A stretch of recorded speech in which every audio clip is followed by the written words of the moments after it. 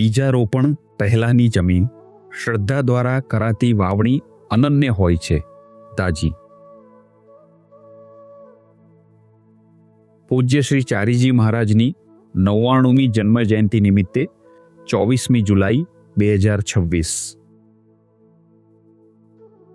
બીજારોપણ પહેલાંની જમીન શ્રદ્ધા દ્વારા કરાતી વાવણી અનન્ય હોય છે. પ્રિય મિત્રો, કલ્પના કરો કે બે અભ્યાસીઓ એક જ મેડિટેશન હોલમાં બેસીને એક સરખી પ્રાણાહુતિ પ્રાપ્ત કરી રહ્યા છે, એક સરખા જ શબ્દો સાંભળી રહ્યા છે અને એક જ સમયે પોતાની આંખો બંધ કરી રહ્યા છે. ધ્યાન પછી એક અભ્યાસી ઊભો થાય છે ત્યારે તેની અંદર મૂકપણે તથા અફર રીતે કંઈક બદલાઈ ગયું હોય છે. જાણે કે એક હોકાયંત્રની સોએ પહેલી વાર ઉત્તર દિશા શોધી કાઢી ન હોય. બીજો અભ્યાસી ઊભો થાય છે, તે ઘડિયાળમાં સમય જુએ છે અને વિચારે છે કે અન્ય અભ્યાસીઓ કેવું અનુભવી રહ્યા હશે. બંનેને એ જ પ્રાણાહુતિ, એ જ શાંતિ અને એ જ શબ્દો મળ્યા હોવા છતાં બંનેની અનુભૂતિઓમાં તફાવત છે. આ તફાવત કેમ છે? તે પ્રશ્નને મનમાં રાખો, કારણ કે આપણે તે પ્રશ્ન પર પાછા ફરીશું. એ જ રીતે કલ્પના કરો કે એક બટાકાને અને એક ઈંડાને પાણી ભરેલા એક વાસણમાં એકસાથે ઉકાળવામાં આવે છે. અહીં તે બંનેને એક જ પાણીમાં એક સમાન ગરમી આપીને એક સરખા સમય માટે રાંધવા છતાં બટાકો નરમ થાય છે, જ્યારે ઈંડું સખત બને છે. આપણામાંની દરેક વ્યક્તિએ પોતાની અંદર જે કંઈ પણ રાખ્યું હોય તે જ નક્કી કરે છે કે આપણને થતી અનુભૂતિ આપણને ખોલે છે કે પછી આપણને વધુ સંકુચિત બનાવે છે. હવે આ પ્રતિભા કે યોગ્યતાનો સવાલ નથી, પરંતુ માત્ર બીજારોપણ પહેલાંની જમીનનો સવાલ છે. એ શબ્દ કે જેનો કોઈ અનુવાદ નથી. આ અગાઉની સંદેશાઓની શ્રેણીમાં આપણે એક અભ્યાસી અને તેના ભાવિ જીવન વચ્ચે અંતરાયરૂપ એવા 7 આંતરિક અવરોધોને ક્રમાનુસાર જોયા. આપણે જોયું કે ઈચ્છા કેવી રીતે વિભાજિત કરે છે, જડતા કેવી રીતે ગુંગળાવી નાખે છે, શંકા કેવી રીતે કોરી ખાય છે, અભિમાન કેવી રીતે સીમિત કરી રાખે છે, ઈર્ષા કેવી રીતે અપંગ બનાવી રાખે છે, પૂર્વગ્રહ કેવી રીતે બારીઓને બંધ કરી દે છે અને ભય જે આ બધા અવરોધોની જનની છે તે કેવી રીતે દરવાજાને અંદરથી બંધ કરી દે છે. વણજીવ્યું જીવન સંદેશમાં આપણે જોયું કે શ્રદ્ધા તે દરવાજાને ખોલવાની ચાવી છે અને દરવાજો ખુલતા જ બીજી બાજુ આપણને જે પહેલી બાબત દેખાય છે તે અંતિમ મુકામ નથી, પરંતુ તે જમીનની ગુણવત્તા અંગે છે. આપણા પૌરાણિક કાળના લોકો તેને શ્રદ્ધા કહેતા હતા. શ્રદ્ધાને અંગ્રેજીમાં ફેઇથ કહે છે, પરંતુ આ શ્રદ્ધાનો સાચો અનુવાદ નથી. સામાન્ય રીતે ફેઇથ એટલે એવી માન્યતા કે જેને તમે સાબિત કરી ના શકો, પરંતુ ખરેખર તો શ્રદ્ધા એ ઘણી વધારે જીવંત બાબત છે. શ્રદ્ધા એટલે ભરોસો, આત્મવિશ્વાસ, પ્રામાણિકતા, નિશ્ચય, વફાદારી અને આંતરિક પ્રતીતિ, જે બધું એક જ જ્યોતમાં ભળી ગયેલું હોય છે. શ્રદ્ધા માત્ર કોઈ વિચાર કે પ્રસ્તાવ સાથે મનની સહમતિ નથી, પરંતુ બુદ્ધિ દ્વારા પુરાવાઓની ચકાસણી પૂરી થાય તે પહેલાં જ સમગ્ર અસ્તિત્વનું હૃદયના સત્ય તરફ અભિમુખ થવું છે. વિદ્વાનોના કહેવા મુજબ શ્રદ્ધા એટલે શાસ્ત્રો પર અને ગુરુ પર રાખવામાં આવતો વિશ્વાસ કે જેના દ્વારા જે શક્ય હોય તે બધું પ્રાપ્ત કરી શકાય છે. હવે આ વિશ્વાસ રાખવો એ શબ્દમાં એક સૂક્ષ્મતા છુપાયેલી છે. તે કોઈ વિચારનો નિષ્ક્રિય સ્વીકાર નથી, પરંતુ દરેક ક્ષમતાની એક એવા સત્ય તરફની સક્રિય દોરવણી છે કે જે ફક્ત કહેવામાં જ આવ્યું હોય તેવું નથી, પરંતુ તેની અનુભૂતિનો સ્વાદ પણ ચાખવામાં આવ્યો હોય છે. આંતરિક અનુભૂતિઓની સચોટ રૂપરેખાઓ આપનાર ઋષિ પતંજલિએ સર્વોચ્ચ સાક્ષાત્કાર તરફ દોરી જતા 5 ક્રમિક ગુણો પૈકી શ્રદ્ધાને પ્રથમ સ્થાન આપ્યું છે. તે 5 ગુણો છે: શ્રદ્ધા, ઊર્જા, સ્મરણ, સમાધિ એટલે કે તલ્લીનતા અને શાણપણ એટલે કે પ્રજ્ઞા. આ ક્રમ પર ધ્યાન આપો. શ્રદ્ધા પ્રયત્નશીલતા માટે ઊર્જા એટલે કે ઈચ્છા શક્તિ પૂરી પાડે છે. ઊર્જા સ્મરણને ટકાવી રાખે છે. સ્મરણ પરિપક્વ થઈ તલ્લીનતામાં પરિવર્તિત થાય છે અને તલ્લીનતા શાણપણમાં ખીલી ઉઠે છે. આ સમગ્ર સાંકળ પ્રથમ કડી પર આધાર રાખે છે. શ્રદ્ધા દૂર થતાં જ બાકીના બધા જ પ્રથમ માળ વગરના બહુમાળી મકાનની જેમ તૂટી પડે છે. જેની તમે અપેક્ષા ન રાખી હોય તેવો આત્મવિશ્વાસ. આપણે મોટે ભાગે સમજીએ છીએ કે શ્રદ્ધા એટલે ઈશ્વર, ગુરુ અને આપણી સાધના પરનો વિશ્વાસ. શ્રદ્ધામાં આ બધું સામેલ પણ છે જ, પરંતુ તમને એ જાણીને આશ્ચર્ય થશે કે શ્રદ્ધાનો આરંભ ઘર આંગણેથી, આપણી જાતથી જ થાય છે. જ્યારે આપણામાં આત્મવિશ્વાસ નથી હોતો ત્યારે આપણામાં શ્રદ્ધા નથી હોતી. જો આપણે આ માર્ગને અનુસરવાની આપણી ક્ષમતા પર વિશ્વાસ કરતા ન હોઈએ તો માર્ગ ગમે તેટલો તેજસ્વી હોય તો પણ તેનાથી કંઈ ફરક પડતો નથી. જો આપણે એવું માનીએ કે આપણે પસંદ કરેલો માર્ગ આપણા પોતાના માટે યોગ્ય માર્ગ નથી, તો પ્રાપ્ત થતી કૃપાનું પ્રમાણ ગમે તેટલું મોટું હોય તો પણ તે વિશ્વાસજનક નહીં લાગે. વારંવાર ફરીને ફરી શંકા થયા કરશે. એ કારણે નહીં કે અનુભૂતિ અધૂરી હોય છે, પરંતુ એ કારણે કે આપણને પોતાની પ્રાપ્તિ પર વિશ્વાસ નથી હોતો. આના ભાવાર્થ પર વિચાર કરો. શું તમને યાદ છે? સુદૃઢ પાયાનો નિર્માણ સંદેશમાં એક અભ્યાસી મહિલા 11 વર્ષ સુધી ધ્યાન કર્યા પછી પણ એમ પૂછતા હતા, શું આ ખરેખર સાચું છે? તેમનો અભ્યાસ દોષરહિત હતો અને તેમનામાં આવેલો બદલાવ પણ તેમની આસપાસના દરેકને દેખાતો હતો. છતાં તેઓ પોતાના પર વિશ્વાસ કરી શકતા ન હતા. એવું કેમ? અહીં તેમને ક્યારેય અભ્યાસ વિશે શંકા નહોતી, પરંતુ તેમને શંકા પોતાના પર જ હતી. તેમને રૂપાંતરિત થવાની પોતાની ક્ષમતા પર જ વિશ્વાસ નહોતો. તેઓ પ્રત્યેક અનુભૂતિ પછી પાણીમાં ઉકળી રહેલા ઈંડાની જેમ સખત બની રહ્યા હતા કે જે અનુભૂતિઓનો આશય ખરેખર તો તેમને નરમ બનાવવાનો હતો. આ પ્રશ્ન ઉદ્ભવે તે પહેલા જ શ્રદ્ધાએ તેનો ઉકેલ લાવી દીધો હોત. શંકા સાથે વાદ વિવાદમાં ઉતરીને નહીં, પરંતુ એક એવો મજબૂત આધાર પૂરો પાડીને કે જેમાં શંકા પ્રવેશી શકે તેવી કોઈ તિરાડ જ ન હોય. આપણે બધાએ શ્રદ્ધાના આ વ્યાપને વિશેષ રૂપે સમજવાની જરૂર છે. મૂળભૂત રીતે આધ્યાત્મિકતા માટે આપણા પોતાનામાં શ્રદ્ધા હોવી તે દિવ્ય ઈચ્છાને સમર્પિત થવા જેટલું જ જરૂરી છે. આ બંને વિરોધાભાસી પરિબળો નથી, પરંતુ તે બંને અલગ અલગ ખૂણેથી જોવાઈ રહેલી એક જ ગતિ છે.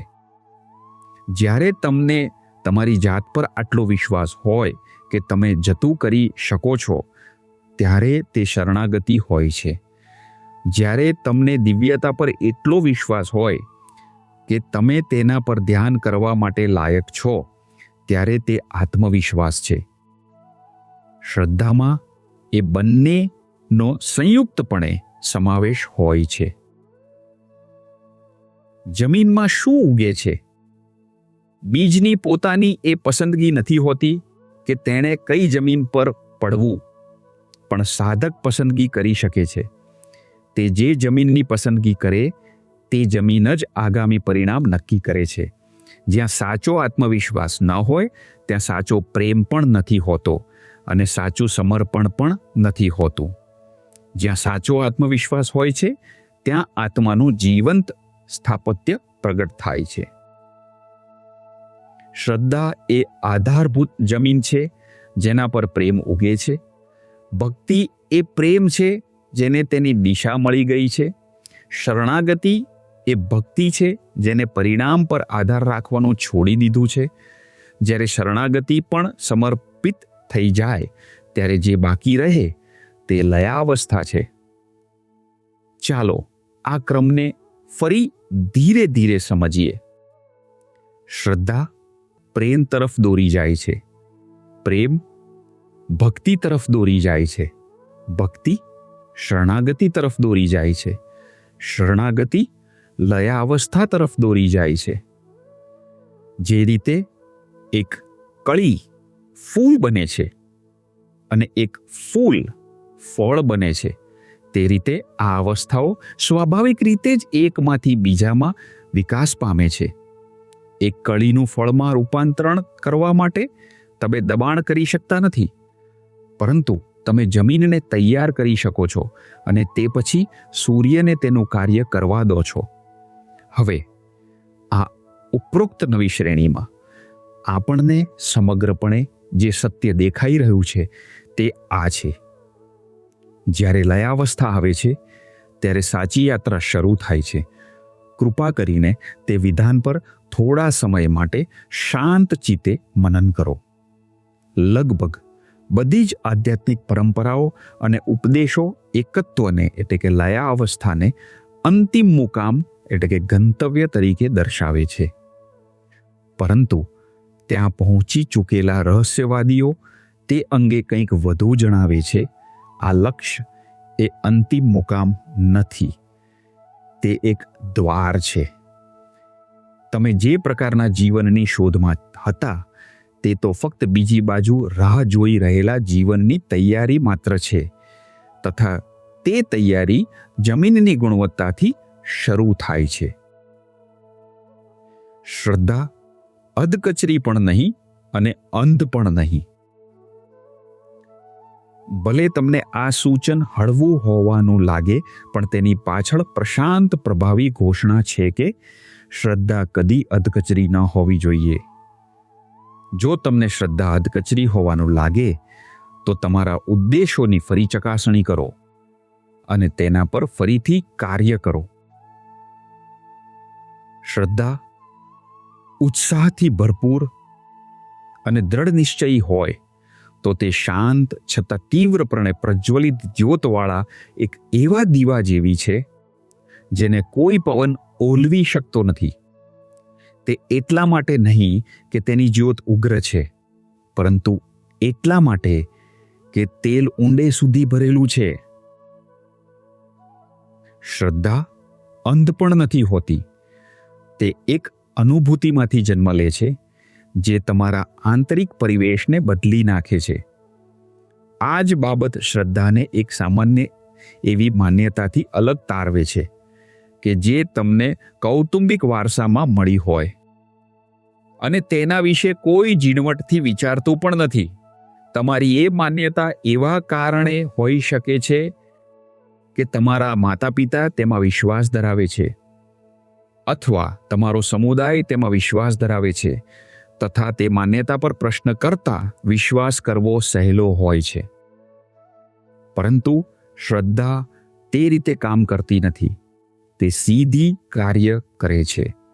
જ્યારે તમે ધ્યાનમાં બેસો છો ત્યારે નિશંકપણે એવી કોઈ હાજરીનો અનુભવ કરો છો કે જેને ન તો વિચારો સર્જી શકે છે કે ન તો સ્મૃતિ સર્જી શકે છે. ત્યારે તમે શ્રદ્ધાનું ઘડતર કરવાનું શરૂ કર્યું હોય છે. તમારું પોતાનું હૃદય જ તેનો પુરાવો બની ગયું હોય છે. આ જ કારણ છે કે હાર્ટફુલનેસમાં ધ્યાન એ ફક્ત એક ટેકનિક નથી, પરંતુ તે એક પ્રયોગશાળા છે જ્યાં શ્રદ્ધાનું ઘડતર થાય છે. પ્રત્યેક ધ્યાન કે જે એક સત્યને જોવા માટે બારી ખોલે છે, તે તમારા પગ નીચેની આધારભૂત જમીન પર એક સ્તર ઉમેરે છે અને સમય જતાં પગ નીચેની જમીન એટલી મજબૂત બને છે કે જ્યારે શંકા હંમેશની જેમ આવીને દ્વાર ખટખટાવે ત્યારે તમારું ઘર હચમચી નથી જતું. એવું પણ નથી હોતું કે તમે દરેક પ્રશ્નનો જવાબ આપ્યો હોય, પરંતુ તમે એવી જમીન પર ઊભા હો છો કે જ્યાં પ્રશ્નો પહોંચી શકતા નથી. એ જીવન જેણે તે સાબિત કર્યું હતું. આજે જ્યારે આપણે ચારીજી મહારાજના જન્મના 99મા વર્ષની ઉજવણી કરીએ છીએ, ત્યારે આ સંદેશમાં વર્ણવેલી પ્રત્યેક બાબત પર ચિંતન કરવા માટે થોભવું યોગ્ય છે. તેઓ વૈજ્ઞાનિક તાલીમ પામેલા અને ઔદ્યોગિક ક્ષેત્રના પ્રખર અનુભવી હતા, અને તેમનું મન દરેક બાબતની ચકાસણી કરવા માટે ઘડાયેલું હતું. તેઓ પોતાના ગુરુને મળ્યા અને તેમના પ્રત્યે એક એવી શ્રદ્ધા સમર્પિત કરી જે ક્યારેય અંધશ્રદ્ધા નહોતી, કારણ કે તેમણે દરરોજ પોતાના હૃદયની પ્રયોગશાળામાં તેનું પરીક્ષણ કર્યું હતું. તેમની શ્રદ્ધા ક્યારેય અધકચરી નહોતી, કારણ કે તે તેમના સમગ્ર જીવન પર વ્યાપી ગઈ હતી. તેમનું હૃદય એક તૈયાર ક્ષેત્ર હતું. જ્યારે પ્રાણાહુતિ તેમના પર પડી ત્યારે સમગ્ર વિશ્વના સાધકોએ લણણી કરી, અને તે ક્ષેત્ર હજુ પણ આપણને આધ્યાત્મિક ખોરાક પૂરો પાડે છે. તેમણે આપણને તેમની શ્રદ્ધાની પ્રશંસા કરવા જણાવ્યું નહોતું, પરંતુ તેમણે આપણને આપણી પોતાની શ્રદ્ધા ઉત્પન્ન કરવા જણાવ્યું હતું. આપણે આપણા હૃદયને તૈયાર કરી તેમને શ્રેષ્ઠ શ્રદ્ધાંજલિ આપી શકીએ છીએ. મેડિટેશન હોલમાંના 2 અભ્યાસીઓ. ચાલો આપણે મેડિટેશન હોલમાં ધ્યાન કરી રહેલા તે 2 અભ્યાસીઓ તરફ પાછા ફરીએ અને આપણે જે પ્રશ્નથી શરૂઆત કરી હતી તેનો જવાબ આપીએ. શું અલગ હતું જમીન? એક હૃદય તૈયાર હતું. આદર્શ રીતે તે સંપૂર્ણપણે નહીં, પરંતુ તેમાં એક ઈચ્છા શક્તિ હતી તથા શાંત પ્રતીતિ હતી કે કંઈક સાચું હોય તે આકાર લઈ શકે છે, તથા પ્રાપ્ત કરવાની પોતાની ક્ષમતા પર તેને વિશ્વાસ હતો. તે ઈચ્છા શક્તિ તેમનું કોઈ કૌશલ્ય નહોતું કે તેમનું નસીબ નહોતું, તે શ્રદ્ધા હતી. ઉકળતા પાણીમાં રહેલા બટાકાની જેમ તે હૃદય પ્રાણાહુતિની ઉષ્મા હેઠળ નરમ પડી ગયું હતું, તથા તેને જે અપાય તેના સ્વીકાર માટે વધારે ખુલી ગયું હતું. અને આ ગુણ એવી કોઈ પણ વ્યક્તિ કેળવી શકે છે જે તેને કેળવવાનું પસંદ કરે. બીજા અભ્યાસીનું હૃદય પણ ઉજ્જળ નહોતું. ચાલો આપણે તે સ્પષ્ટતા પણ કરી લઈએ કે કોઈ પણ હૃદય ક્યારેય ઉજ્જળ નથી હોતું. હૃદય ફક્ત તૈયારી વિનાનું, કદાચ વિચલિત, સાવચેત અથવા જૂની નિરાશાના અવશેષોનું વહન કરનાર હતું, જે ધીમેથી કાનમાં કહેતું હતું, વધુ આશા રાખશો નહીં. શું તે ધીમો અવાજ પરિચિત છે? આ એ જ ભયનો છેલ્લો પડઘો છે જેને આપણે અગાઉના 8 સંદેશોના નિષ્કર્ષ રૂપે તારવ્યો હતો, અને તેનું મારણ પણ અગાઉની જેમ જ છે. કોઈ ભવ્ય સંકેત નહીં, પણ એક નાનું એવું બદલી ન શકાય એવું પગલું. આમ આવતીકાલે ફરીથી માત્ર થોડાક જ વધુ ખુલ્લા હૃદયે ધ્યાન કરો. હૃદયનો બચાવ કરવાનું ઓછું કરો. તમારો એ નાનો સરખો પ્રયત્ન પણ પૂરતો હશે. શ્રદ્ધા કંઈ સાંગોપાંગ સંપૂર્ણપણે આવી નથી જતી. તે જમીનની ફળદ્રુપતાની જેમ ધીમે ધીમે પ્રત્યેક ઋતુ દરમિયાન, પ્રત્યેક ધ્યાન દરમિયાન અને શાંતિપૂર્ણ વિશ્વાસના પ્રત્યેક કાર્ય દરમિયાન વિકસતી જાય છે. આપણે બધા નાના બાળકો જેવા છીએ. આપણને ખાતરીની જરૂર હોય છે, અને આપણે બધા પુરાવર્તથી ચાલતા આવતા તથા ઊંડા મૂળિયા ધરાવતા ભયને આપણી સાથે રાખીને જીવીએ છીએ. શ્રદ્ધા એ આત્માએ પોતાને આપેલી ખાતરી છે. આ તે ક્ષણ છે કે જ્યારે બાળક પરવાનગી માટે અન્ય તરફ જોવાનું બંધ કરે છે અને તેને સમજાય છે કે તેના પોતાના પગ તળેની જમીન હંમેશાથી મજબૂત અને અડગ જ હતી. બસ તેના પર ભરોસો મૂકવાની જ જરૂર હતી. જમીન તૈયાર કરો અને તમને સમજાશે કે બીજ પહેલાથી જ જાણે છે કે તે શું બનવા માંગે છે. પ્રેમ અને પ્રાર્થના સાથે, કમલેશ. પૂજ્ય શ્રી ચારીજી મહારાજની 99મી જન્મ જયંતિ નિમિત્તે 24 જુલાઈ 2026.